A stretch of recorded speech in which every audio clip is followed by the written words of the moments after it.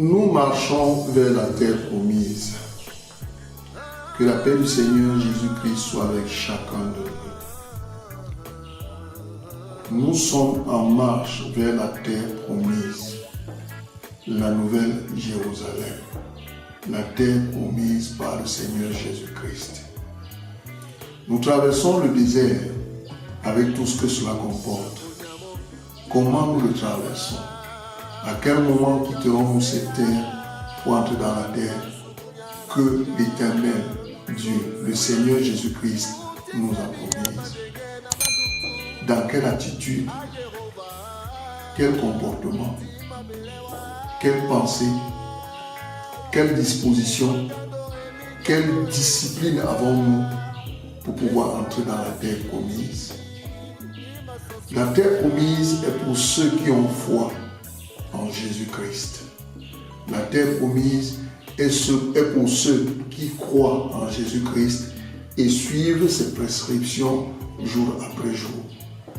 Nous ne pouvons pas être dans une terre où tout est pollué, être saints à la manière dont nous pensons. Nous devons être saints à la manière de notre Créateur qui nous sanctifie, nous purifie et nous justifie de toutes nos fautes. Il nous décharge de toutes nos charges négatives afin de nous donner de repos.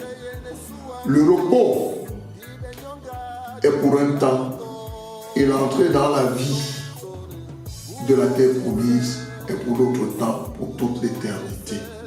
Dans notre marche dans le désert, qui sommes-nous?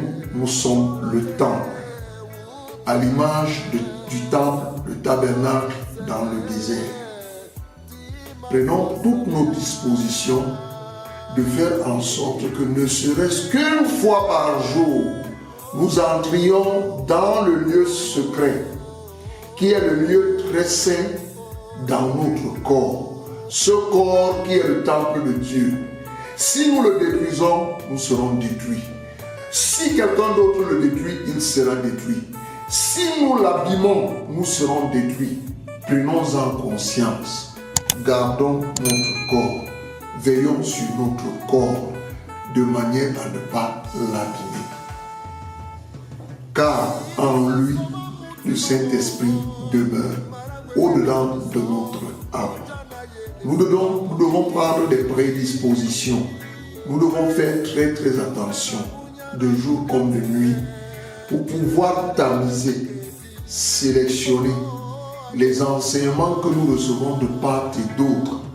D'abord dans la chapelle où nous avons servi Dieu et dans le monde entier qui est ouvert aujourd'hui à travers le net. Ça va dans tous les sens. Tout se dit. Ce qui ne doit pas être dit se dit. Ce qui doit être dit se dit. Ce qu'on imagine se dit. Ce qui est juste est même un peu plus absorbé et retiré des enseignements de plusieurs. Car c'est chacun qui apporte sa théorie, chacun qui élabore sa philosophie, son comportement. Sommes-nous des épouses? Nous voulons que nos épouses nous respectent. Nous sommes aussi des épouses. À la figure de nos épouses, nous sommes pour Jésus une épouse. Quel est le comportement que nous avons? Sommes-nous soumis à Jésus-Christ ou sommes-nous rebelles? Quand nous voulons nous développer, le développement personnel est-il propice à notre accolade? Est-il acceptable à notre entrée en relation avec Dieu? Sinon, nous aurons des comportements de rebelles. Soyons à l'image de nos enfants qui nous embrassent tendrement, qui une fois qu'on monte les mains, ils courent, ils viennent sans réfléchir. Mais nous, tellement nous réfléchissons que nous disons à Jésus, attention, nous risquons de tomber. Le monde des enjeux aujourd'hui nous égare. Dans ces enjeux, nous envisageons plus notre bonheur que le bonheur que Jésus a trouvé bon pour nous. Faisons attention. Faisons attention. Nous sommes le temple de Dieu. Si nous détruisons le temple de Dieu, nous serons nous-mêmes détruits. Garde à ceux qui plongent dans le suicide. Ce n'est pas bon. ils détruisent eux-mêmes leur corps et leur sang retombe sur leur propre tête. Fuyez le suicide. Ayez le courage. Acceptez la vérité. Acceptez les contradictions, car le monde que Dieu a créé est un monde de différence et de différents.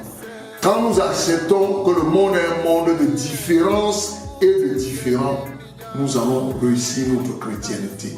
Nous irons à la quête du salut de manière que la foi, telle qu'elle nous recommande de nous connecter avec notre Dieu, nous enseigne à être humble, à être patient, à être tolérant, mais surtout à être très vigilant.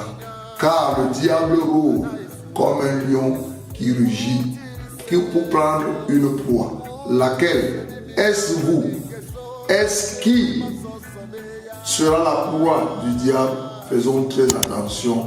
En nous réside un combat permanent, le combat du mal et du bien et du mal. Un cœur me dit de faire, un cœur me dit de ne pas faire. Mais donnons la prédominance au bien, car le bien nous dictera toujours le chemin pour pouvoir atteindre la perfection et garder notre connexion avec notre Créateur. Que le Seigneur Jésus-Christ nous bénisse tous. Amen.